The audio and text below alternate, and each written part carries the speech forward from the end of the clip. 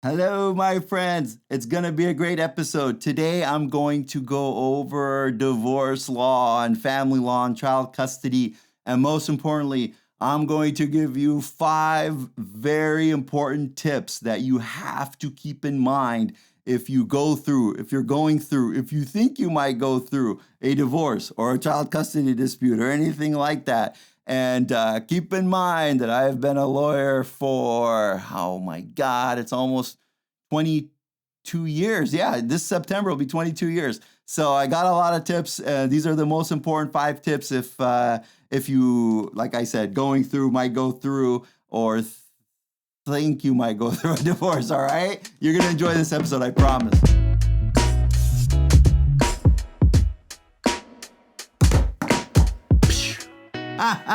Welcome back to Run It By My Lawyer. It's so good to be back. I love the comments and text messages and emails over the week. Remember, you can always call me, text me, whatever you want. My phone number, 619-672-1741. We have a great episode today. We're going to talk about divorce and child custody and, 5 great tips on how to handle your legal divorce case. All right. And, the whole run it by my lawyer, I always tell people whatever problems you have and whatnot, always feel free to run it by my lawyer right here, right?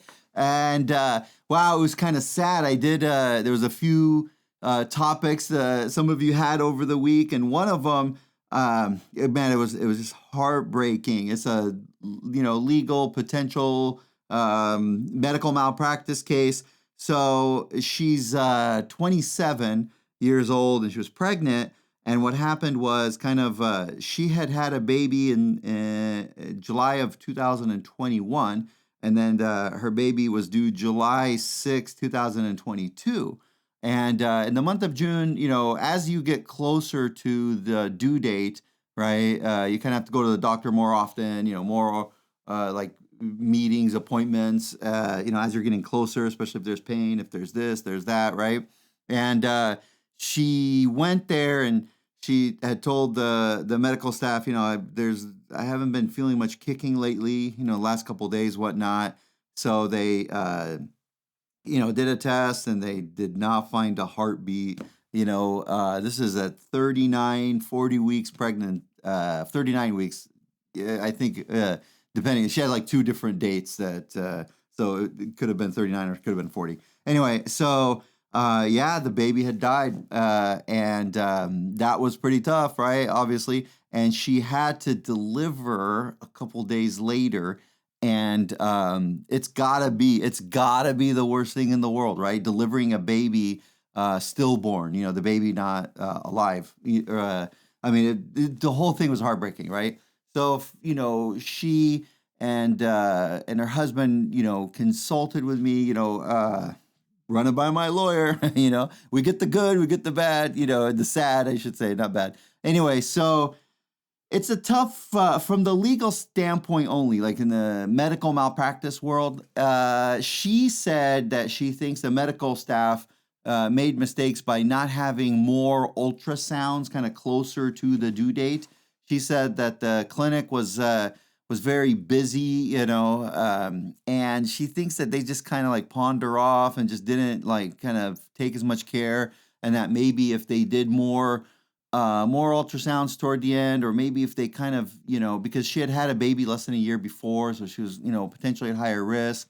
She had some issues. She had a smaller amount of placenta, so that could, they should have kind of alerted her to these kind of like more risks. Oh, the cause of death was the umbilical cord wrapping around the baby's neck. So that was the reasoning, behind what happened. So anyway, so from the from the legal standpoint, the way it works with medical malpractice is we would have to have a doctor, and in like a relevant field. So this one, like an OBGYN doctor, we would have to have a doctor that says the following, I'm a doctor in this field, I have 30 years of experience, I'm an expert, I've done this, I've done that. And then I reviewed this mother's medical file.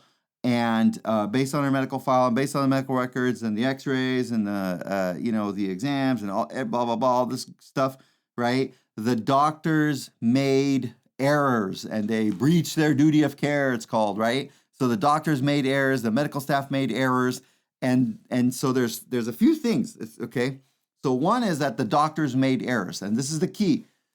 Then those errors were the cause of this the baby's death, right? So it's like, so, and believe it or not, it is completely separate things, because you could have a doctor that screwed up, but this was a natural process that would have happened anyway, even without her screw up, right?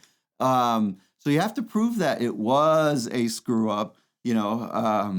Screw up being lightly termed, right? You don't say that. It's just they acted below the standard of care, all right, and that action that was below the standard of care that caused the baby's death in this case.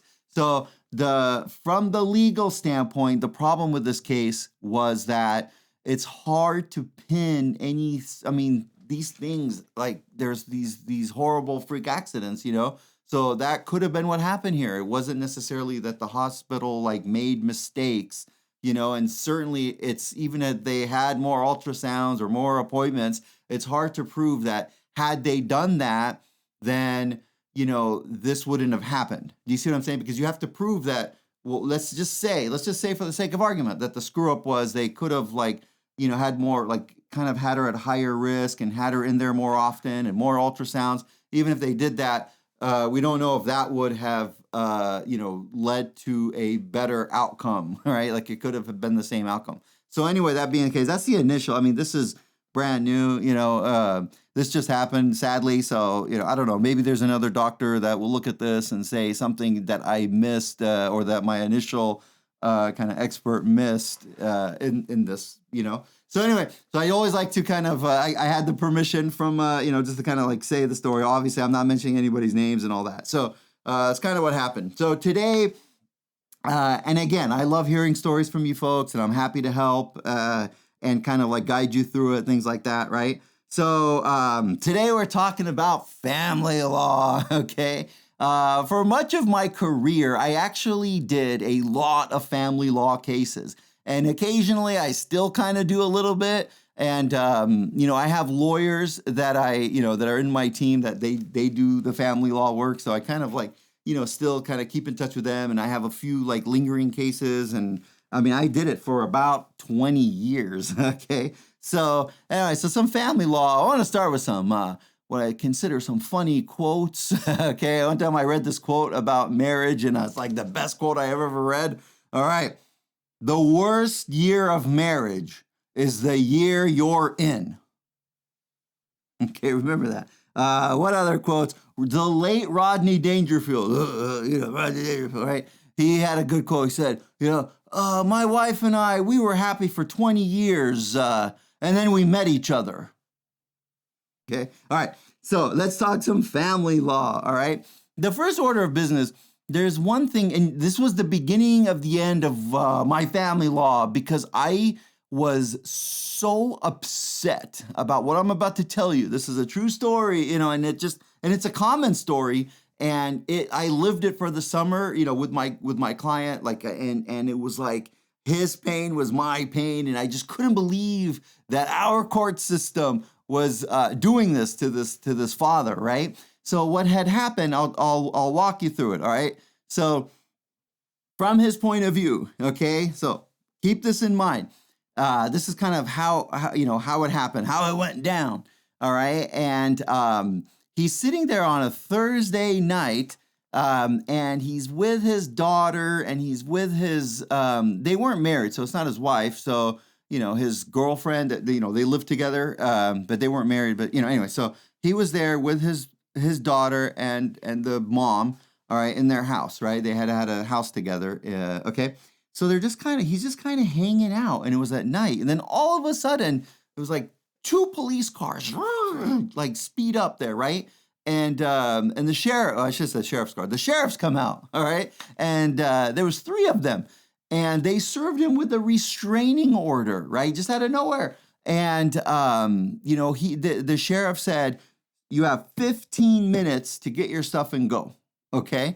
which is crazy, right? Any of you moved recently? Moving is a crazy thing to do, right? And imagine if a sheriff with a gun says, you got 15 minutes to move your life and get out of here, okay?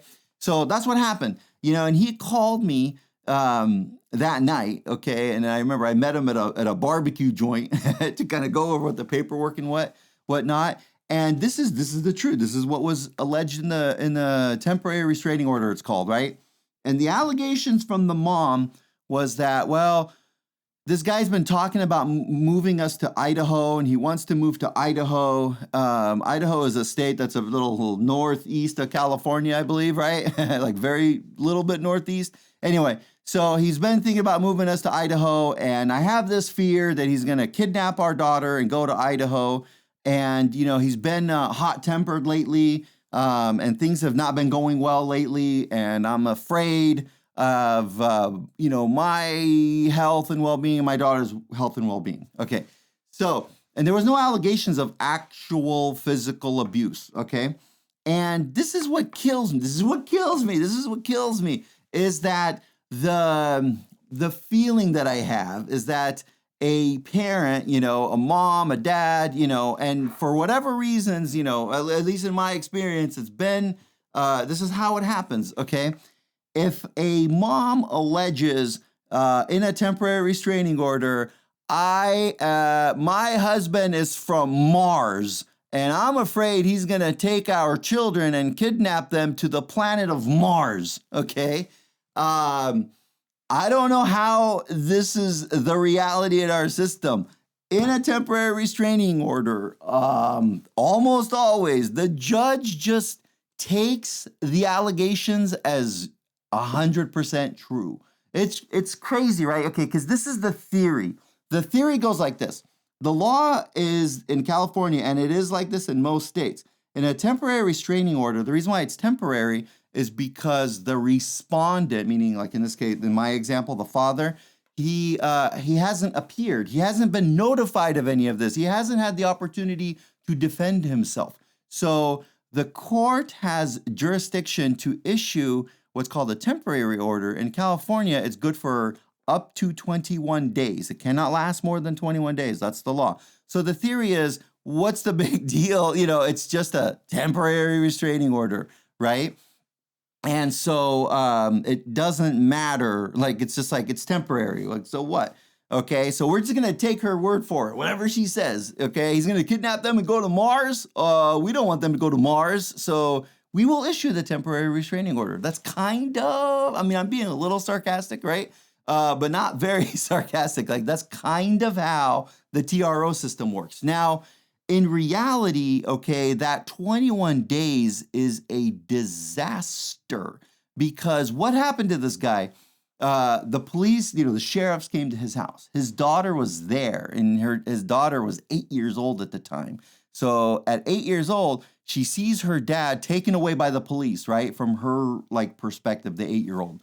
And then he's gone for 21 days. That's ginormous, right?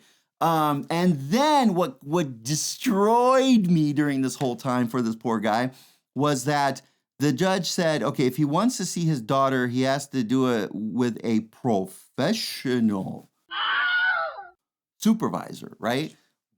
Okay, this is how the professional supervisor system works. It's like seeing your kid in prison, so anyone that's been in prison and they had a visit from their kid, that's the professional supervision. That's how it is for the most part. If not, it's worse, and you haven't done anything wrong. You haven't been convicted of anything. You haven't even been charged with anything. It's just this allegation in a civil case that the TRO is a civil case, right? So what I did in his circumstance, so that was a Thursday, right? The next day was Friday, and that morning I went to court, right? And I stayed up all night, and I drafted all this paperwork explaining why this was not fair, and that she, allegations that she's incorrect, and this thing about moving to Idaho. Yes, he wants to one day in the future move to Idaho. Why? Because in California, nobody could afford anything, right? So he wanted to go to Idaho. Big deal. And it's obvious he's not going to kidnap their daughter, because he told her, why don't we move? Not, I'm going to kidnap. It didn't make any sense to me. So I went to court that Friday morning, the next morning, right? And I go to the courtroom and I told the bailiff, okay, I want to file these paperwork, in regard to this temporary restraining order. She looked at me like I was crazy, and I probably was. She goes, but you can't, you can't file paperwork. And I go, well, I want to see the judge. She got to see the judge yesterday. I kind of knew it was a long shot. She said no. And I said, can you please go ask the judge? I want to appear before the judge that issued the temporary restraining order. I just want to explain this. She talked to the judge. The judge says, tell Joe Samo to get the fuck out of here or I'm going to have him arrested. Okay, fine. So I had to leave that Friday, but I did get an opportunity to come on Monday. So that was the worst weekend of this guy's life, right? Because he had to stay in a hotel. He had he couldn't explain to his daughter what happened because it was a restraining order, right? And then on Monday, so I got to appear before the judge on Monday. Okay, this is in El Cajon. And here I am on Monday morning explaining to the first thing the judge said. He looks at me, he's like, counselor, I wasn't very pleased with what you were trying to do on Friday. And I said, Judge, what do you want me to do? Like, I had no choice, right? The guy got kicked out of his house, and I wanted to explain to the court what happened and why this was unfair. And he's like, well, that's not the procedure. And I said, well, that was the procedure for her. She got to kind of plan this out. She got to come to court. She knew, and her lawyer knew that he wouldn't be able to defend himself. So why can't he defend himself right away, So the judge said, that's not how it works, Mr. Samo. Okay, and the judge is right. That is the state of the law. This is what kills me, right? And I said to the judge, well, I'm here on this, it's called an emergency order, like an ex parte order, it's called in California. He wants to see his daughter, and he does not want to do it with a professional supervisor because it's not warranted. And he wants to see his daughter, so I want to have some sort of ruling that he can see his daughter. And the judge looks at me, he's like, well, he's going to have a hearing in 21 days pursuant to the temporary restraining order rules. So what's the emergency? I go, he can't see his daughter. And the judge looks at me, he's like, what's the emergency? And I bit my tongue because I didn't feel like getting arrested that day for contempt of court. I bit my tongue. I said, I wanted to say, well, Judge, let me just take away your kids at night with the police and let's just see if you think it's an emergency, Judge. I did not say that, okay? If I did, I probably would have been disbarred by now. I don't know. Judges don't like that, right? So I told the judge, I said, well, it's an emergency because he can't see his kids or his daughter and he wants to. Like she said, it's an emergency that he can't. He's saying it's an emergency he wants to. The lawyer for the mom said, and I quote, Your Honor, the mom is concerned that he's going to take the child to Idaho. And then to which I said, Idaho is right up the 15 freeway. So if he does take her to Idaho where he doesn't have a place to stay and he has no plans to go there, if he does do that, we can get him. I'm sure the police can get him. Idaho is up the 15 north, right? The judge said, well, based on the allegations and to exercise safety, or to be on the safe side, I think he said something like that. I'm going to rule that until the hearing for the restraining order, he can only see his son or his daughter with this professional supervisor, which again, it's the prison visitation, as I like to call it. That's the only way he could do it. And I was like shocked. I'm like, okay, well, it's going to be very expensive. Like, what, can we split the fees? The mom's lawyer said, nah, she can't afford it. And it's his responsibility because of these allegations. And the judge said again, and I quote, Mr. Samo, if he wants to see his daughter, he has to pay for it. Ugh. Okay, this is why the whole thing is messed up, because the way it works is this is a temporary restraining order, and this is hell, right? And he had no place to stay, had no arrangements. This was a few years ago. Airbnb, I guess, wasn't as popular, maybe, or hotels were not as cheap. I don't know what it was, but it was a tough time. Here's why it gets kind of crazy. He has 21 days for a full-blown trial. It's a hearing on this restraining order. And here's the law, okay, that if he was to lose in 21 days, that temporary restraining order becomes a permanent restraining order, it's called, right? And by permanent, it's like it could be up to 5 years, but it's called the permanent restraining order. So we wanted to make sure we won that restraining order hearing, right? We had to win. I mean, it was like life or death, okay?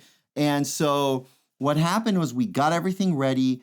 We wanted to take her deposition, the mom's deposition. We wanted to gather evidence from like people that knew them. We wanted to get school records, like he was involved in his daughter's school and everything. So we had to get all that ready. Now, we can't do that in 21 days. I mean, just by the time we started, because it was the next week, we had like 15 days, okay? And so because we couldn't, like, we had to be well prepared so that we win. Like, I had to be 100% sure we were going to win, not 99% sure we're going to win. I had to be 100% sure we're going to win. So to do that, we needed more time. And to get more time, we could get a continuance of that temporary restraining order. But to get a continuance of the temporary restraining order, you have to agree to keep the provisions of the temporary restraining order in place. Do you see what I'm saying? So that's what we had to do. So we had to then postpone it for 6 months. It ended up being another 6 months by the time we got ready and did all these depositions and gathered all this evidence, gathered school records. And he wanted to see his daughter, and we wanted to keep a log of all the times he saw his daughter, and that that everything was fine with them too, so that we could present that at the full hearing, right? So, but what gets weird, what's a kind of like dirty trick, or I don't know. There's a thing in child psychology, and it goes like this: children like to keep things the same, right? Like status quo, so to speak, like with regular, routine, or things like that. So then the concern began, well, the longer this takes, in terms of him having like full custody or 50-50 custody, it's going to be a little tough because the child who's, really small, then she hasn't seen him for a few months, or she's been living with mom for a few months, right? So that was kind of like, it was like this double-edged sword, right? Because the better we got prepared to make sure we win at the full restraining order hearing, the worse it gets, because then the mom is with the child more, and it's better. And it's right. It's better for the child to have that routine. Do you see what I'm saying? So it was a double-edged whammy there, okay? So anyhow, this was a few years ago, and the reason why all of this came back up is because I had a client of mine who had the same thing happen, and it brought up, I referred him to another lawyer, and I kind of just like helping that lawyer out a little bit, but it's the same kind of circumstance. He got served just out of nowhere with a temporary restraining order, and get this is crazy. The guy is disabled. Like he had a work accident, like almost 20 years ago. So he doesn't have a right hand. It was amputated, right? And his whole right arm is paralyzed. And like he has like problems like walking, and his left arm, like he can't grip things with his left hand. And, he had like these skin burns. So he's and he had his daughter taken away, right, on this temporary restraining order. And there was zero allegation of any physical abuse, because he wasn't, right? The allegation was that he was manipulating the mom, he was manipulating the child, and it was kind of like this psychological abuse, right? Which, okay, fine, but I think he should be able to defend himself right then and there. Like, there should be some sort of mechanism where, especially if you're going to take a child away from a mom or dad, there should be something in place where that person can freaking defend himself. Because I told him, I said, dude, she got to say whatever she wants to the judge, and the judge just takes everything as true in this temporary restraining order, and it kind of like ruins your life for 21 days, and it could be longer if, God forbid, you have to like continue this. Do you see what I'm saying? So, all right. So I want to kind of go over some of the kind of the legal ins and outs of this kind of the legal system when it comes to divorce. I think it's kind of funny in a way, or not funny, but kind of weird, because a lot of divorce cases, it's over money, right? Like the couple is fighting over money, or lack of money, or there's too much money, or they're spending it weird, or whatever, right? So now I'm just going to kind of like explain the legal system in divorce, right? So it is kind of weird because if they're having financial problems, then during the divorce, those financial problems become financial nightmares, right?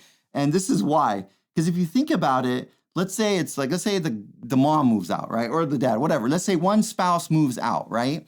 Of the house.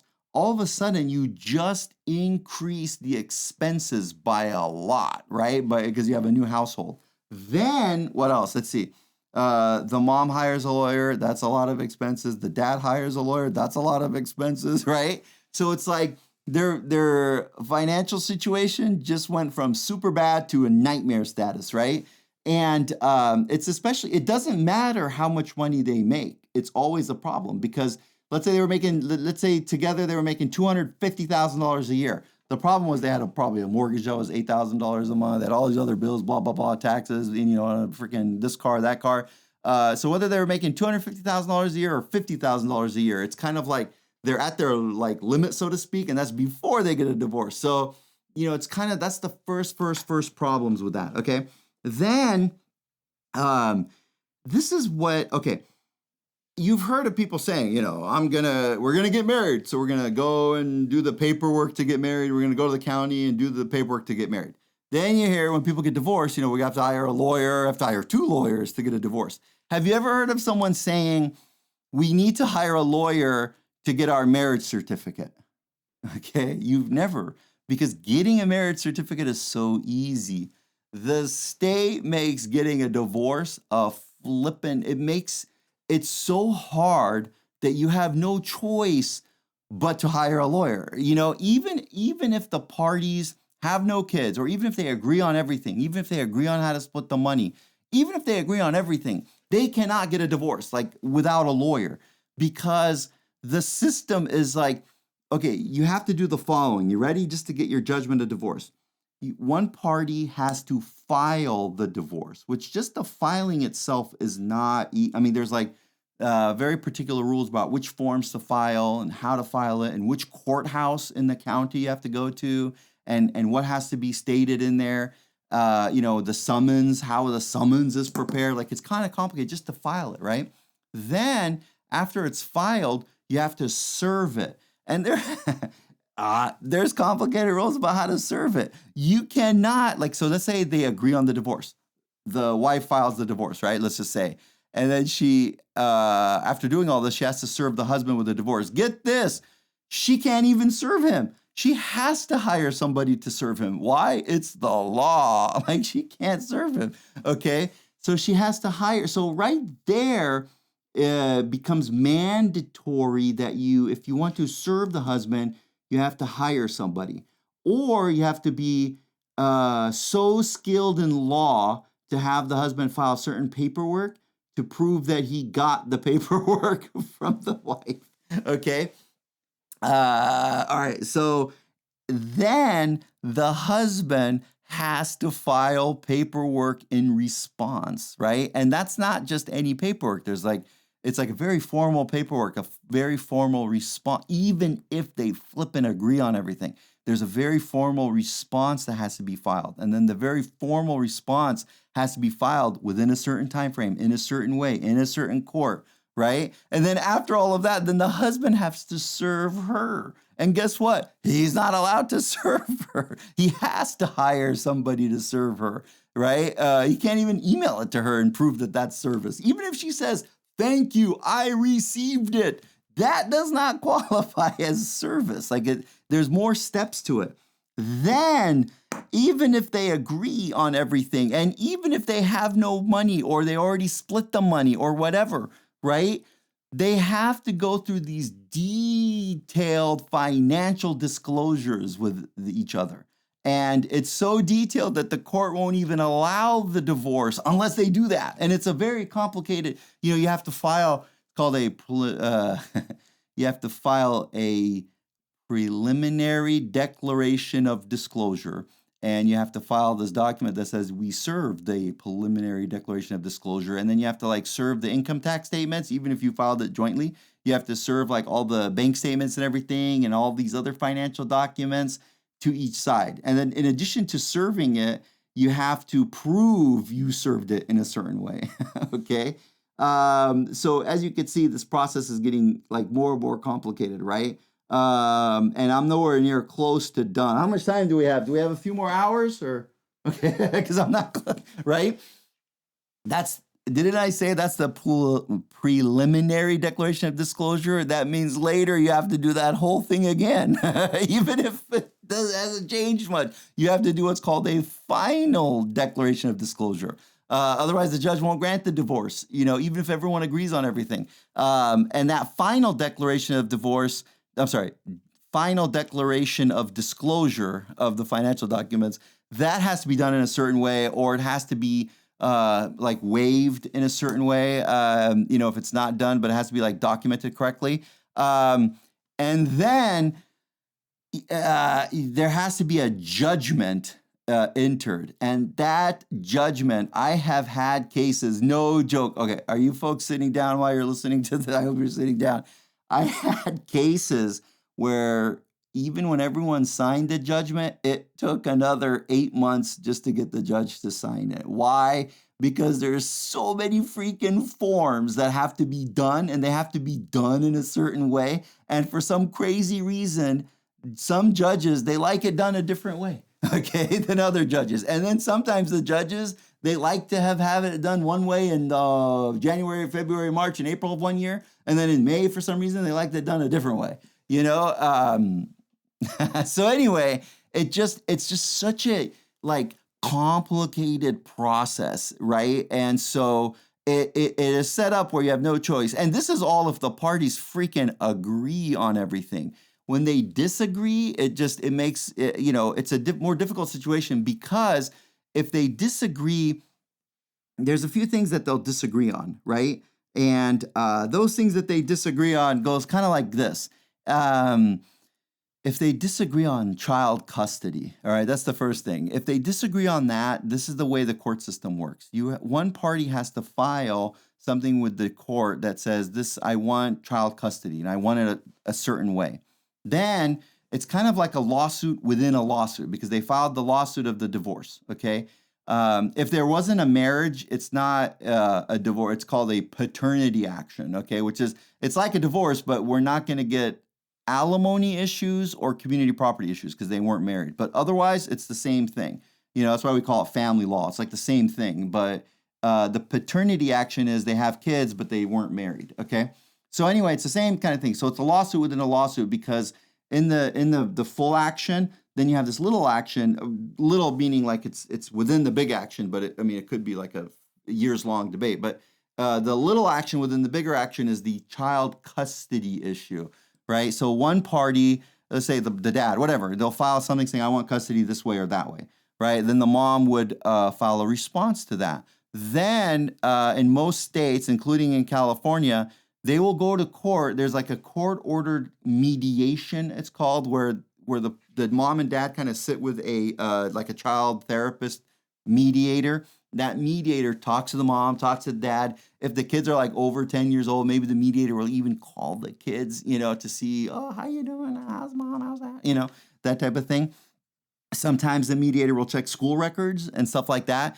Because if the parties can't come to an agreement on how to share their own children, then the mediator will draft a report so that the judge could read the report, and that report would be like, I think mom should have the kids Monday through Friday, and the dad should have the kids Saturday and Sunday, except for every third weekend. Then the mom should have them those weeks.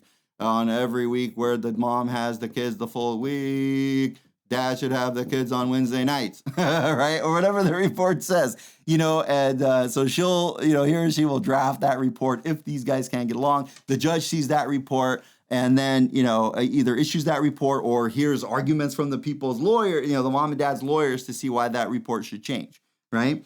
So that's how the child custody part works. Then, of course, there's other, there's alimony issues and child support issues. This is the way I've explained it to people, all right? They have these calculations, and so let's say let's say it's a situation where, like the good old-fashioned marriages, I call it, because let's say there's only one, the dad works, the mom takes care of the kids, the dad makes a lot of money, Of course, this could be the mom that works, and sometimes they both work, but one party makes more than the other. Okay, whatever. But the way it's kind of calculated, this is what I've explained. Like I remember, and I remember this one guy in particular. I was explaining it to him. He's like, "Well, how does it work? How much do I have to pay?" And I said, "The way it's calculated, my friend, goes like this: they figure out exactly how much you make, and then they make you pay just enough, maybe $1 short of just enough where you say, F this, I quit, So they calculate what would, kick you in the balls just enough, and then $1 short of I'm giving up everything, right? So, and that works. And it's not just the dad. Like, if the mom is making more money, then I would say that to the mom, except for the balls part, right? But anyway, okay. Because it has to be that way because we have no other choice. So let's say the guy makes $8,000 a month. So if he makes $8,000 a month, then let's say he takes home $4,500 or $5,000 a month, let's say, right? So he takes home $5,000 a month. Now it's weird because if he moved out, for example, he will need $3,000 a month, right? But guess what? So does the mom. She needs $3,000 a month. These are minimum. And then let's say she's not working, right? Her 3,000 plus the 3,000 he needs, that's 6,000, right? And then you have little kids that need money or they want to go to dinner. They want to do something. They want a freaking electric scooter, right? So they need money. So it's like weird. It's like, what are we going to do? So I told him, yeah, you probably would have to pay her like 2,400, maybe 2,300. I did some calculations and he goes, well, I can't do 2,300 because then I won't be able to live. I can't support myself. And I said, there you go. You have to pay her 2,300 anyway. That's just the law. And it's fair in the sense that, from the other side, how is she going to live? Do you see what I'm saying? So it's just an effed up situation. It's like, all right. Man, I wish I had something. But do I have anything good? Do we have anything good to say on this? Come on, not one good thing.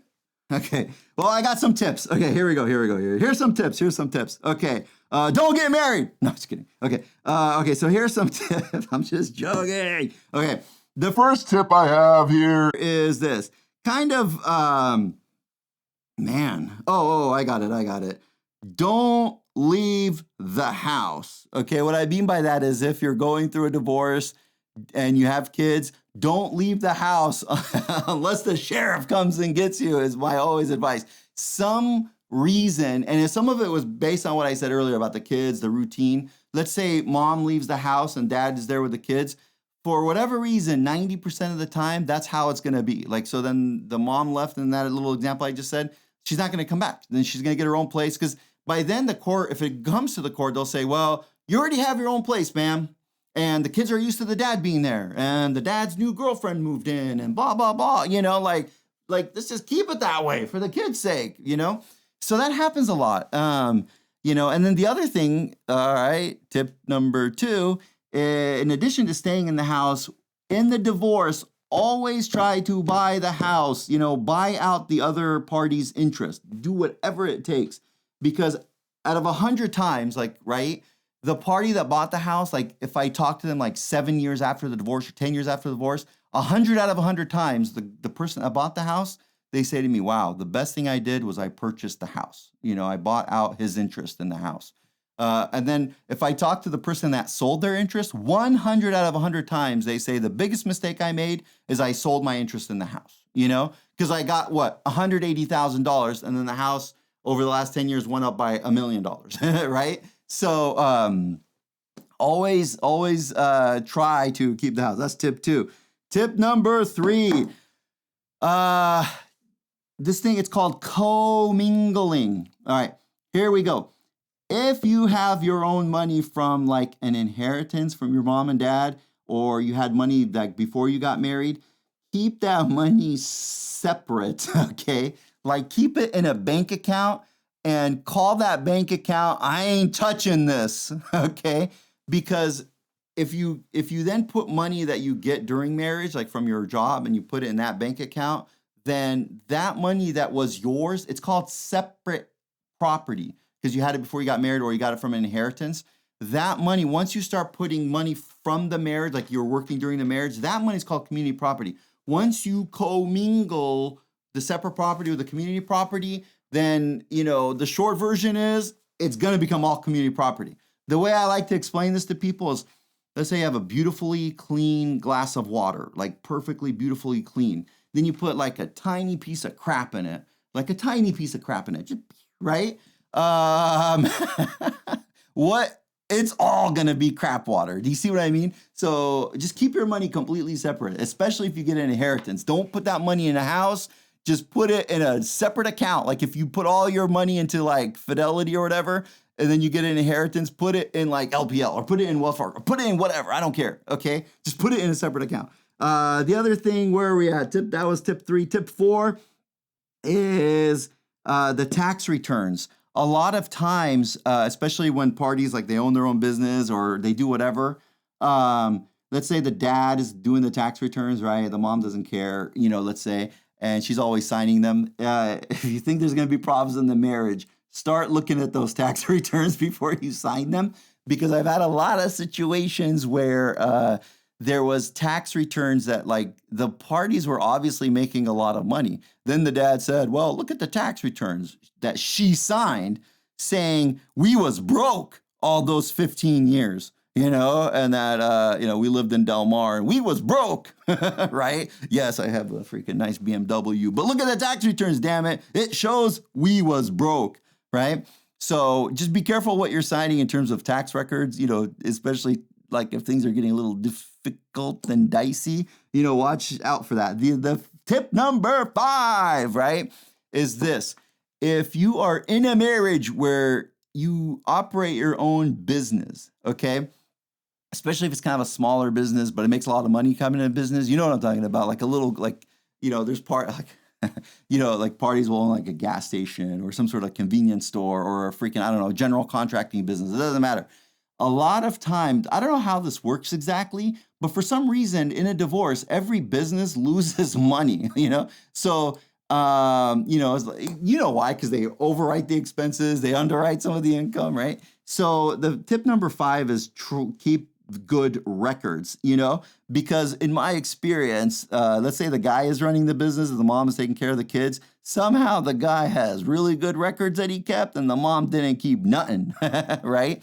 So if you own your own business or your husband owns his own business or your wife owns her own business, get the records for the business, okay? Because it's going to be close to impossible if you don't have those records to prove he makes a lot more money or we have $500,000 in cash somewhere, damn it, right?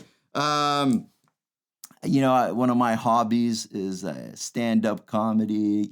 I like to think that I'm funny. I think it became a hobby of mine because I did so much divorce work and I was like, damn it, I got to do something. And these are like funny stories I got to tell. No, what was the joke I used to tell? Oh, yeah, okay. So here's a good secret to keeping a long marriage.